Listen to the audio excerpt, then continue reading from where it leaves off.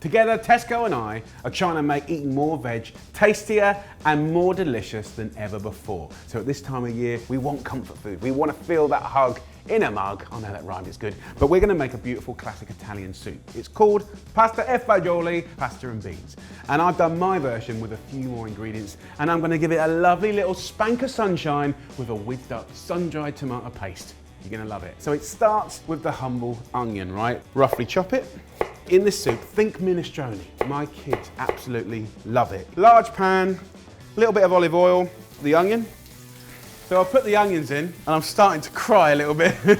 Let the emotions come out. So split the celery down the length, and just kind of similar sized chunks to the onion. Some of my first jobs in a restaurant kitchen was prepping onions, and I used to cry and cry and cry, and in the end I'd had enough, so I went and got a snorkel and a pair of goggles. So in with 2 cloves of garlic. We want to fry. We want to kind of break down the veggies and access the natural sugars, and that's flavour. Take your time and don't rush this part. 15 minutes of just moving around, frying it up, beautiful. Now, let's talk about pasta. Everyone has got pasta in their cupboard, right? Everyone. Now, grab all different shapes and sizes, and what I like to do is just put the pasta in the little tea towel like this, and just give it a good bash. Why? Just to kind of make it rustic and smashed up, and a real kind of mixture of shapes and sizes. And look, if you look in here, you've got bits of penne, spaghetti, so whatever you've got, bash it up and give your cupboard a little bit of a spring clean. So in here, have a little look at the colour. That is what you want. You have now earned massive flavour, right? So this is a good thing. Add some stock, about 1.2 litres of stock. You can go chicken stock, veggie stock, you can use stock cubes, you can make your own. Of course, the better the stock, the better the soup. It smells great already. As that comes to the boil, we're gonna go in with the beans. If you have a look around Tesco, you're gonna notice a whole selection of beans. These are Italian Cannellini beans. They're brilliant. They're really creamy, they're delicious. But if you wanted to swap it for mixed beans, you can. There's loads and loads of choice. In with 2 tins, juice and all, and then it comes to the kale. We've got some beautiful British kale.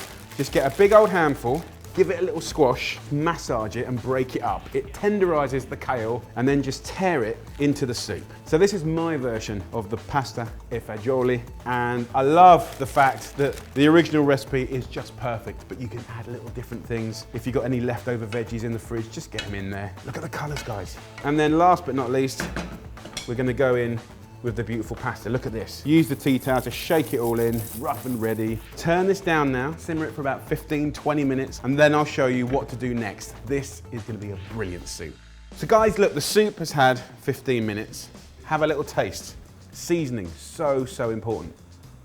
I'm gonna correct it with a little bit more salt and pepper, really, really important.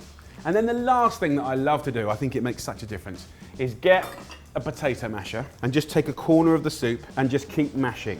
I want it chunky, but if you just mash up some of those beans and bits of pasta, you'll get a creaminess. You'll get a really thick, tasty creaminess. That's what gives you that feeling of real happiness when you eat it. So once you've done that, then you can just stir it in and the soup is ready to go. You can just turn it off, put the lid on, and you can reheat it later. You can batch it up at the weekend and reheat it through the week. And there's one last thing that I like to do. I've just got myself a jar of regular sun-dried tomatoes in oil. If you put it in a liquidizer or a pestle and mortar,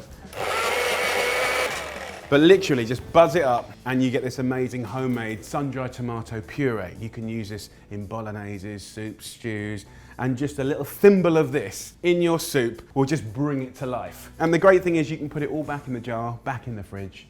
It's a really simple hack. Enough talking, let's plate up. Oh, it smells amazing. And what I love is the fact that when I make this soup, it's so easy, it's convenient, really, really nice. A little kiss of sun-dried tomato at the top, like this. And as you stir that through, it will be absolutely delicious.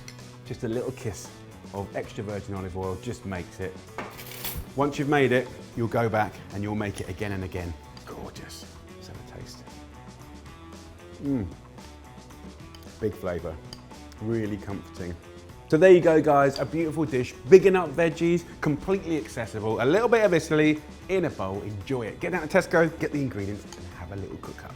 You won't regret it.